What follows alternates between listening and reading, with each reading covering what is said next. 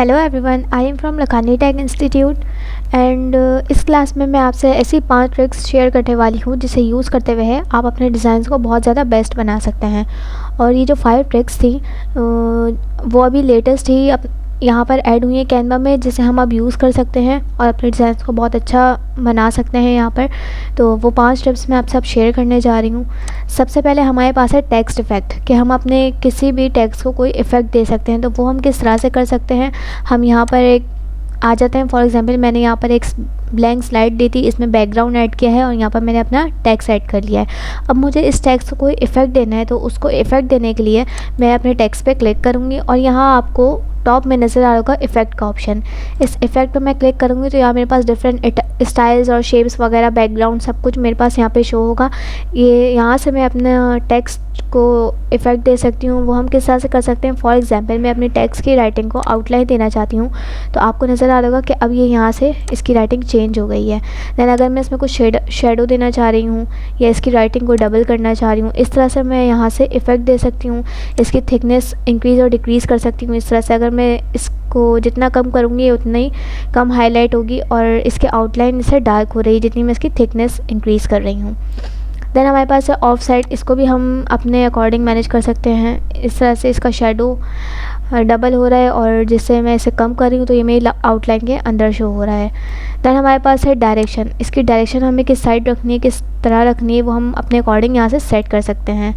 यहाँ पे एक ग्लिच डिज़ाइन भी है, नियॉन भी है, कि अगर हम अपने टेक्स्ट को कोई कलर देना चाह रहे हैं, जैसे मैंने इस पर क्लिक किया है तो यहाँ से पूरा ये ब्लैक होने के बाद पीछे इसका पर्पल शेड आ रहा है। अगर मैं नियॉन करूँगी तो वो मुझे इस टाइप से शो करेगा, पीछे इसका पिंक कलर का शेडो आ रहा है। तो मैं यहाँ से आउटलाइन वाली राइटिंग सेलेक्ट कर लेती हूँ।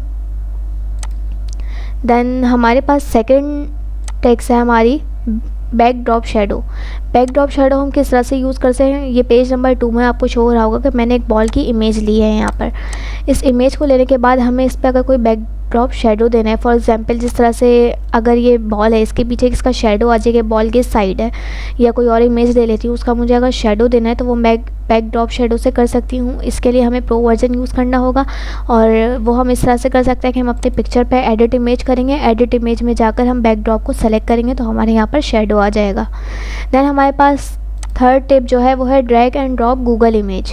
गूगल इमेज को हम ड्रैग एंड ड्रॉप किस तरह से कर सकते हैं, ये मेरे पास थर्ड स्लाइड ओपन है जिसमें मैं यहाँ पर एक फ्लावर की पिक्चर लेना चाह रही हूँ, जिससे मैं डायरेक्ट चाह रही हूँ कि वो ड्रॉप हो जाए। बहुत सारे लोग ऐसे होते हैं जो अपने डिज़ाइंस में गूगल से उन्हें अगर कोई पिक्चर चाहिए होती है वो पहले उसे डाउनलोड करते हैं, दैन उससे अपनी स्लाइड्स में पोस्ट करते हैं। बट अब कैनवा में इतनी ज़्यादा एडवांस फीचर्स आ चुके हैं कि हम इसे डायरेक्ट गूगल से ड्रैग एंड ड्रॉप कर सकते हैं। फॉर एग्जांपल ये मैं वाली पिक करके वहाँ पर ड्रॉप करूँगी अपनी स्लाइड में, तो ये ईज़िली यहाँ पर ड्रॉप हो जाएगी।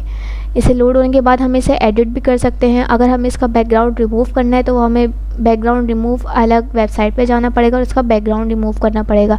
देन मैं यहाँ पर इसे कहीं भी ऐड कर सकती हूँ। तो ये बहुत ईजी हो गया है हमारे लिए कि हम गूगल से कोई भी जब पिक्चर लेते हैं तो हम डायरेक्ट उसे अपने डिज़ाइंस में ऐड कर सकते हैं, हमें कहीं भी जाकर इसे डाउनलोड नहीं करना पड़ता। देन हमारे पास नंबर 4 है क्रिएट आउटलाइन ऑन इमेज। हम अपने इमेज पर आउटलाइन किस तरह से कर सकते हैं।